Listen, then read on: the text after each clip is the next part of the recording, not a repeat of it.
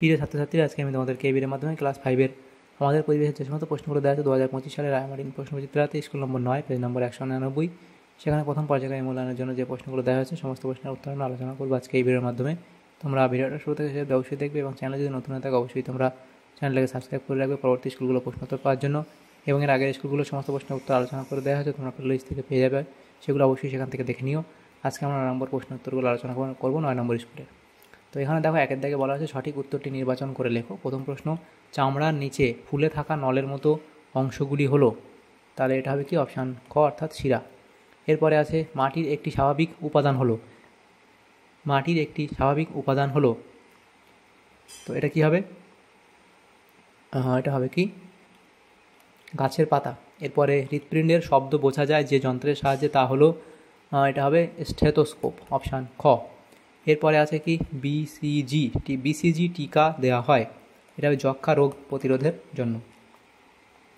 তারপরে প্রশ্ন আছে শূন্যস্থান পূরণ 2-এর দাগে। প্রথম প্রশ্ন, ড্যাশ একটি জলবাহিত রোগ, তাহলে লিখতে পারো তোমরা কলেরা একটি জলবাহিত রোগ। এরপরে আছে জিমন্যাস্টিক্স করলে অস্থিসন্ধি ড্যাশ হয়, তাহলে কি হয়? নমনীয় হয়, নমনীয় হয়। এরপরে আছে নদীর বাঁকে বদ্ধ জলাশয়কে ড্যাশ বলে, সেটা হবে বাওড় বলে, বাওড় বলে। এরপরে প্রশ্ন, কলকাতার আবর্জনা ও নোংরা জল পূর্ব দিকে পাঠানোর পরিকল্পনা করেন উইলিয়াম ক্লার্ক,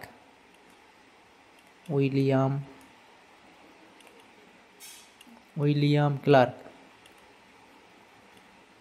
এরপরে প্রশ্ন 3-এর দাগে সঠিক উত্তর ঠিক হলে রাইট চিহ্ন দাও, ভুল হলে ক্রস চিহ্ন দাও। প্রথম প্রশ্ন, ত্বকে রোদ লাগলে ভিটামিন সি তৈরি হয়, এটা ভুল, কারণ ভিটামিন ত্বকে রোদ লাগলে কী হয়?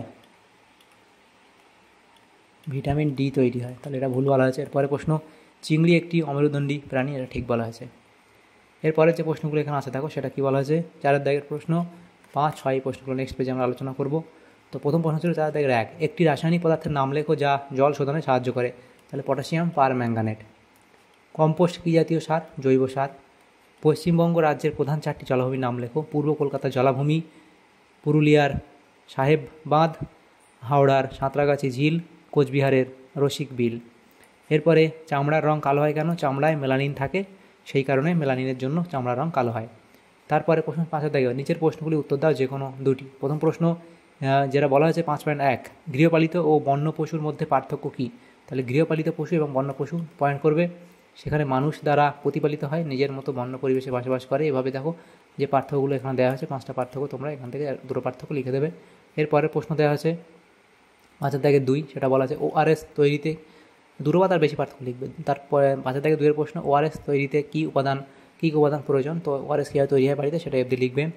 এরপরে মাটির উপকারী উপাদানগুলি কী কী এবং এরা কীভাবে উপকার করে, তাহলে মাটির উপকারী উপাদানগুলো হলো এগুলো, তারা কীভাবে উপকার করে সেটা তোমরা এফডি লিখবে। এরপরে আছে 6-এর দাগের প্রশ্ন, নিচের প্রশ্নটি উত্তর দাও, কীভাবে ভূমিক্ষয় হয়, তাহলে এটা ধসের কারণ অর্থাৎ ভূমিক্ষয়ের কারণ, বৃষ্টিপাত, ভূমিকম্প, গাছ কাটা, জঞ্জাল ফেলা ইত্যাদির প্রভাবে ভূমিক্ষয় হয়। এবং কী কী করলে ভূমিক্ষয় কমবে, তাহলে ভূমিক্ষয় কমানোর উপায়গুলি হলো কি, যেখানে সেখানে প্লাস্টিক, পলিথিন, ওষুধের মোড়ক, থার্মোকল প্রভৃতি না ফেলা, অপ্রয়োজনে গাছ না কাটা, পাহাড়ের ঢালু জমিতে বা অন্যত্র গাছ লাগানো এবং পশুচারণ নিয়ন্ত্রণ করা ইত্যাদি করলে কী হবে? ভূমিক্ষয় রোধ কমানো যাবে। তো এই পয়েন্টগুলো লিখবে। তাহলে আমাদের এখানে দেখো এই সমস্ত প্রশ্নগুলো ছিল ক্লাস 5-এর 9 নম্বর স্কুলের পরিবেশ ও বিজ্ঞানের যে সমস্ত প্রশ্নগুলো ছিল, সমস্ত প্রশ্নের আমরা আলোচনা করলাম উত্তরগুলো আমাদের পরিবেশের। তোমাদের যদি সামান্যতম উপকার এসে থাকে ভিডিওটা, অবশ্যই এটা লাইক করবে এবং বেশি বেশি করে বন্ধুদের সাথে শেয়ার করবে। আর পরবর্তী যে স্কুলগুলো আছে সেগুলো প্রশ্ন উত্তর পাওয়ার জন্য অবশ্যই তোমরা আমাদের চ্যানেলটাকে সাবস্ক্রাইব করে রাখবে। Thank you, thanks for watching.